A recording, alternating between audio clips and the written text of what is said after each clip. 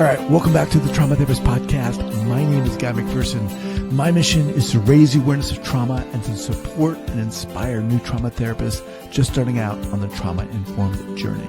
I do that with my membership community, Trauma Therapist 2.0, my online courses and workshops, and the Trauma Therapist newsletter.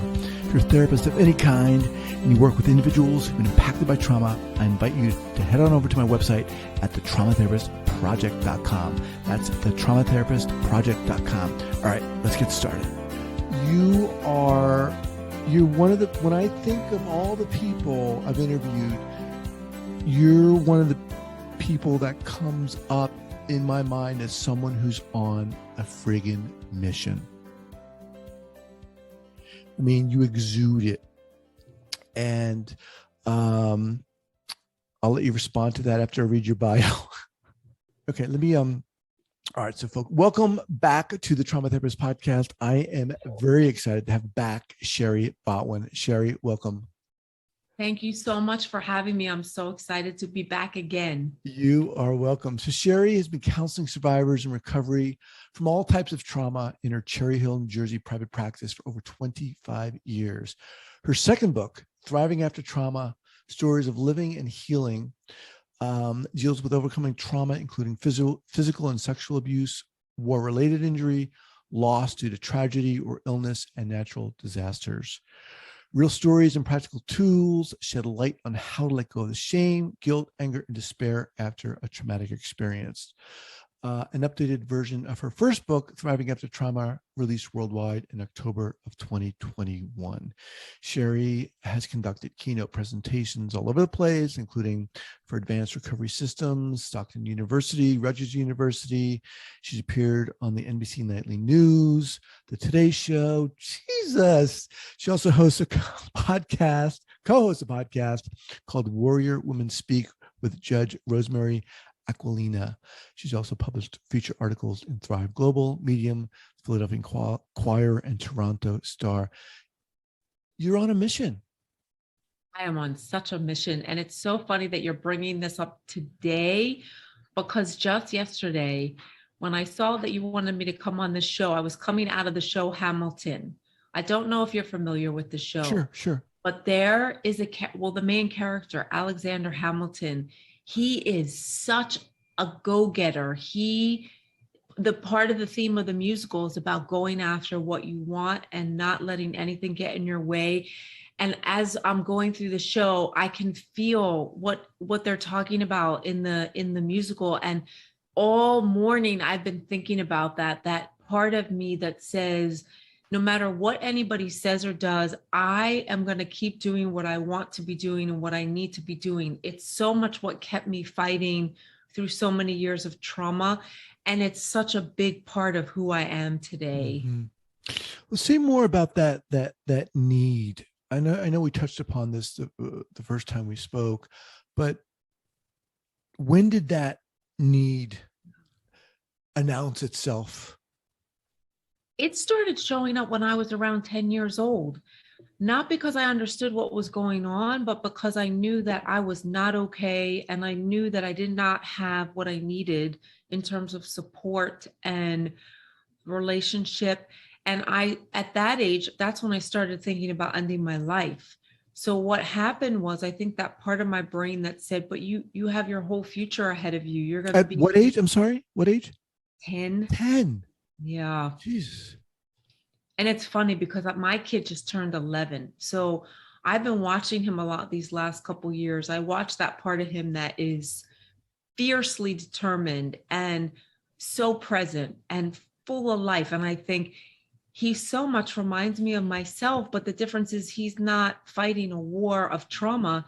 He's living the life of a kid who happens to be athletic and competitive and empathic. So it's very interesting for me to see the differences. But it was around the age of 10 when I really was struggling with peers. I was getting bullied. People were telling me that this world would be better off without me. And sometimes I felt like, well, maybe that's true. Maybe I shouldn't be here. But then I don't know how, but this other part of me kicked in and said, well, yeah, but you're not going to be a kid forever. And you've got things you need to do. You've got things you need to tell. And I knew I was never going to watch what happened to me to other kids. I knew as an adult, somehow I have to serve as an advocate or as somebody who does outreach. And having those goals and dreams or aspirations, that's part of what kept me fighting. That's so incredible. I mean, it's incredible. I mean, and sad for me to hear that at 10 years old, you were thinking about taking your own life. That to me is incomprehensible. And then to turn around and feel that life force within you saying, no, I've got to do something. That to me is just incredible. When you're talking to people, I mean, I know this is you're writing books and you're talking, when you're talking to someone, and I don't know if you can think of a particular person, obviously you don't have to say a name or anything, but what do you want to say to them? What do you want to hopefully transmit to them? Just 2 hours ago, I was talking to somebody who was also abused by her father, and she's around the same age as me. She's got kids. She has not figured out how to integrate that what happened to her actually happened to her. She still is dissociated from that part of her. So we were talking today about how she really wants to integrate that piece of her. She doesn't want that to be a part. She wants that younger part of her to be part of her daily life. And what I said to her was, let's talk about why that would be good for you. Let's talk about the benefits in letting yourself know on all levels, because this stuff is so painful. Even when you're in your 30s, 40s, 50s, however old you are when you're facing trauma, if you don't have a reason or a goal or something to look for on the other end, then why bother? So I actually was working very hard today to try to say to her, this is what I think will help you to get to that point. And I did share with her. I talked to her about when my therapist used to say things to me like, well, why are we doing this work?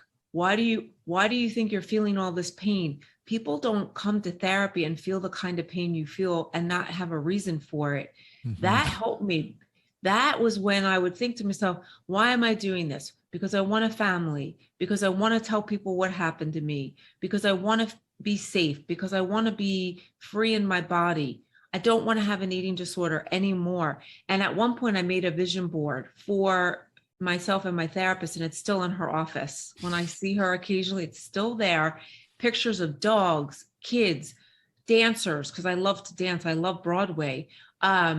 Men, because I want to trust men, all this stuff. And that's what I was trying to talk to this woman about today, about the reason, the benefits of facing trauma and the amazing gifts that can come out of looking at our deepest, darkest, painful moments. When she walked into your office for the first time, I mean, and that in and of itself is a huge win, right? For someone to just to get into a therapist's office, because at some point you're saying, I need help. Where was she in terms of being able to hear you say these things? It's a great question. So we just met not that long ago, and very sadly, and it's very sad, but her former therapist passed away suddenly. So this is somebody who already has an extensive history with abandonment and trauma and dissociation. So she's not meeting me by choice. She's meeting me because she knows she needs to stay in therapy, but now she, on top of working through her trauma, has to work through the loss of her therapist. So when you ask me, where is she? When I'm meeting her, I'm meeting somebody who I think is determined, and she's a hard worker, and she had been spending years in therapy. She's also very hurt, and she's in a state of grieving. And I think when we lose somebody who has done well by us, that's when we really know what we were missing in our own families. So that's some of what she's having to confront. We talk about how the loss of her therapist, in some ways, it's like she's revisiting the loss of her mom, but the mom that she wanted versus the mom that she actually has. Oh, Yeah. that's, I mean, intense to say the least. When you She's not started, going to quit though. right, you can feel that within her too. Let me shift gears a little, Shari. And when you started studying, and when you at some point said in some way to yourself, I want to kind of help others learn or heal from trauma, what path did you go down in terms of your studies, your education? What helped you? What helped me was going to therapy a million times a week. Pretty much. A million times. I mean, yeah, I did reading. I went to conferences. I was working in the field of eating disorders. And as we know, most people who have eating disorders have experienced some type of trauma, not necessarily abuse. But to be honest with you, I didn't do a lot of studying. I did a lot of soul searching. I did a lot of writing and journaling. And I did a lot of making sense of my history and also incorporating the work that I was doing in my office and learning from other people's experiences. So I think for me, it's been about life experiences. And a lot of the training that I've had is really about going off between those sessions and gaining insight and understanding into the impact of abuse, the role of shame, the grief that comes with knowing what was done to us, to be able to actually live it. I think I was talking to a colleague about this a few months ago, and I can't remember exactly what she said to me, but we were talking about my clinical skills. And she said, what makes you the therapist that you are is that you live it. You literally live it, because I'll reach out to people and say, gosh, I had lots of flashbacks. Yesterday, I had a ton of flashbacks when we left the theater, between the messages in the show and also just being in New York for the first time since before COVID. New York was the place I went to escape from my history, from my family. Broadway was my dream. Being on stage saved my life in so many ways, because I didn't have to be living in my house. I could live in another character's body. And that's what you do when you act. And as I was sitting through the show, I was in the show, then I was having flashbacks of being on the stage, having flashbacks of experiencing some awful experiences. I had a miscarriage while I was performing at the age of 16, while I was on the stage. And I remember thinking, nobody helped me. Nobody, I had to perform. I mean, it was horrible. I was having a miscarriage. So we all know what that's like. That's pretty messy. And I remember just hearing the choreographer say, you have to get back out there. You got to get back out there. There were no understudies. I remember thinking in that next scene, because I was one of the leads in that show, I remember thinking, I would never, ever, ever do this to anybody else. Somebody needs to help me right now. And instead they're telling me, get the hell back on the stage. Do you know, the next day I lost my voice. I literally could not speak. I got so sick. I think from the miscarriage and the trauma, I developed a really bad virus. By the closing night, I had absolutely no voice. And I remember thinking, this is not okay. If something bad happens to somebody when they're growing up, it doesn't matter that it's a show. You take the show and you close it down and you get the ambulance. My parents were sitting in the audience. They were in the audience. And those are the moments that I remember when I go to the theater. I remember, how did you get through that? And honestly, being on the stage is part of what helped me get through it, because I could be in another role. I didn't have to be Shari Botwin having a miscarriage. I was Frenchie in Greece. I don't know if you can picture that, but I can picture that. And I think that's one of the things that I really admire about you and find very inspiring, is you have this just way of being that you can feel it. You exude this genuineness and authenticity that is so vital in connecting with another person. was that something that just came naturally for you? Was that way of working with people? It, did you have to struggle to get there, or what? I mean, I was always really afraid of people, but at the same time, I loved people. So what I did from probably around the same age, around the age of 10, was I looked for people who felt safe, mostly adults, sometimes people who could be big brothers, big sisters, which I got a lot in the theater, but I looked for moms.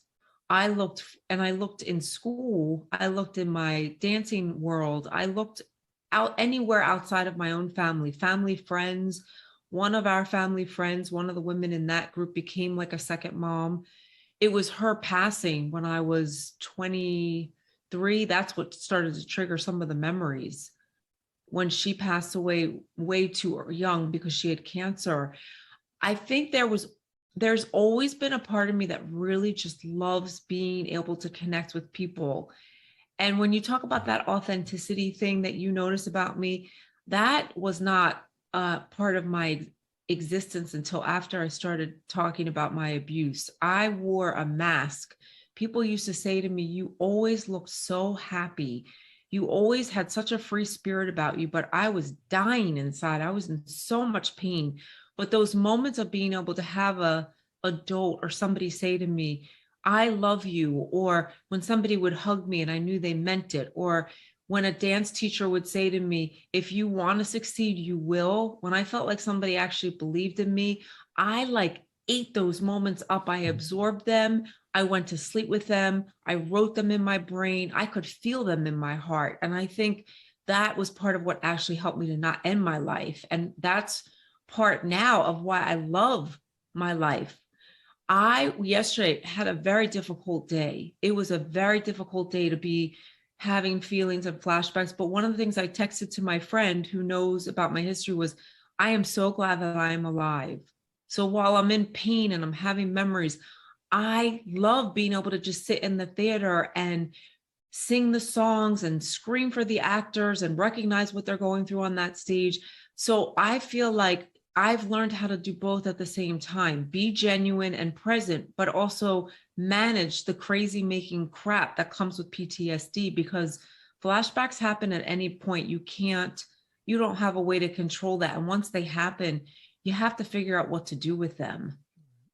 A couple of things I heard there is um, you have people you can reach out to, right? You talked about someone you can text, and which is really important.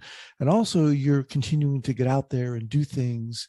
Did you have the thought that maybe seeing that show could possibly be triggering in any sense before you went there? It would be. I You knew it would be. But there's no way in hell you're going to stop me from going. Because first of all, I was supposed to see that show 2 years ago. This was 2 years to celebrate my 50th birthday as I'm getting ready to turn 52. So there's no way I'm not going. I love the theater, but as I'm driving into New York with my friend, I'm saying to myself, I talk to myself like, "You recognize Botwin, you're probably going to have a lot of flashbacks. You do know that, right?" And I say to myself, "Yeah, and so what are you going to do about it?" So I decide as we're driving up, well, I'm with one of my closest friends in the whole world who watched me give birth to my little man 11 years ago. I love the music. I know the word. Hamilton is on my playlist for 2 years now. So I don't know what it all means, but I certainly know I know the music. And I'm not letting, if something could be triggering, every day I go to work and I sit with another client, I think, well, this might be a difficult session, right? Mm-hmm. What are you going to do? What are you going to do to take care of yourself? Life is triggering. The news is so triggering right now. Having a child is triggering. I don't give a shit, to be honest with you. I would rather be triggered and work through it, because triggers happen when we're ready to face them. If I couldn't handle what was going to come up for me yesterday, I wouldn't have gone. I used to cancel all the time on people. Yeah, thanks, but no thanks. Well, I'm not doing that anymore. I'm going to be 52 years old. I can't keep missing out. So I think you can handle it, Botwin. Just keep going. I want to remind everyone that I'm speaking with Shari Botwin. Her second book is called Thriving After Trauma, Stories of Living and Healing, published by Rowman and Littlefield. Let's just briefly or switch here to talk about the podcast, Warrior Women Speak. And you're co-hosting that with Judge Rosemary Aquilina. As another, judge. Yeah. She's like an actual judge. She's the actual judge. She's the judge that sentenced Larry Nassar, the Olympic doctor. Oh my gosh. I always forget how many years. So I say 10 lifetimes in prison. I don't remember the sentencing. So I reached out to her because I saw that she in her courtroom was allowing all the gymnasts, Allie Raisman, Simone Biles. There were 160 something of them who got to speak in the courtroom. And when I saw that, I thought, I need to reach out to this woman because I've never heard of this before. I attended the Cosby trial and most of his alleged victims had no voice in that courtroom. So I felt inspired by her. So we connected. She just came out with a book called Just Watch Me, which is her life story leading up to not so much the trial with Nassar, but her life before that. Wow. And she and I have a lot in common. We both are very much about empowerment and advocacy and being heard. And we both have our own histories where we felt silenced and disrespected and abused and unheard.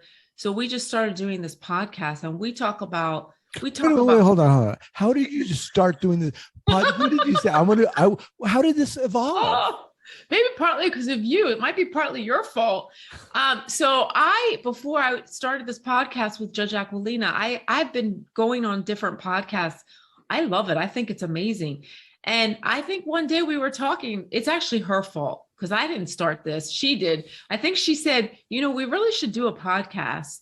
And I was like, a podcast with a judge. But then I was like, how do you do? And what do I call her? But then once I listened to her book is on Audible and that came out before her paperback.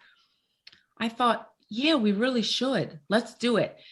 And we talk about everything. We talk about the war. We talk about managing triggers. We talked about burnout. So we don't just talk about trauma. We talk about life and we talk about it pretty honestly and frankly. And it's been great. It's and maybe you understand this, being able to sit and talk with somebody, whether it's a different guest every week. In our situation, we just talk to each other. It really is very therapeutic. And, we figure things out about our own lives as we talk with other people. And I think this is amazing. And you know what? We have fun. I don't know if you have fun doing your show. I mean, sometimes the technical stuff that we don't know what we're doing, we always figure it out without asking our kids, which is pretty impressive that we can figure it out on our own. So there's this feeling of like, we can do this. Yeah. No, I have a lot of fun doing this. And I mean, for me, this is super inspiring. I mean, really, that's, why I wanted you to come back here, because you just this lightning bolt of inspiration and empowerment, and you really are. Let me ask you something. And a lot of listeners love this question, and I want to ask you and get your response to this. When you first started, can you recall any kind of clinical errors you made? Any kind of mistakes you made? Yeah. My clinical error when I first started was I was so upset about what happened to me. And I felt the need to go out and tell the world, which is a common theme with survivors. When you've been silent for so long, and then you finally let yourself know your story, many of us want to go out and sort of scream on the top of the Eiffel Tower, listen to what was done to me. What happened was, in a professional conference, I decided to speak about being an incest survivor. I had only been in therapy 2 years maybe. And what happened was, I couldn't just go and talk like I am with you. I scripted the presentation out. I read it. As I read it, I was not present. I couldn't look at anybody. I didn't realize that it was a clinical error till after, because nothing bad happened in the workshop. I mean, people I know were empowered and I got good feedback, but I wasn't okay after. I went into what I would call a shame attack. And it lasted a few months. Because I was still trying to figure out, how do I confront my parents? My parents were in total denial about everything that had happened. I was disconnecting from people that I had been friends with because they didn't believe me. I felt suicidal. I felt alone. I thought, what's the point of all this? So when I did that, and then I went home that night, I remember thinking, well, now what am I supposed to do? I have to sit with all that. I just wasn't ready. And I have been very careful clinically about how I self-disclose, how I use self-disclosure. So in that situation, I wasn't in a session, but I was sitting among colleagues, many of whom I never met before. And I would never do that again. Occasionally, I have worked with people who feel the way I felt. They start uncovering and they want to go out and do what I did. And sometimes I tell them the story. I tell them. Excuse me for interrupting, but Yep. Why did you feel the need to share all of that? Was it because you had been in therapy and you were beginning to talk about your past, uncover your past, and you just wanted to get it out there? What was the reason for that? Your reason? I think I was looking for validation from the outside to say to me, if you need to believe yourself. I used to always say to my therapist, I don't think you believe any of what I'm saying. So I think part of my drive for getting out there was I wanted people to come up to me after and say, I believe you. I never got to go to the police and report my crime. And I think as survivors that need to feel heard and believed, at the time, I didn't want to believe it. So instead of working on trusting myself, because nobody was there during my abuse, only me and whoever was causing me harm. But when you're first uncovering abuse, many times clients say to me, there's no way that could be true. Do you think I'm making it up?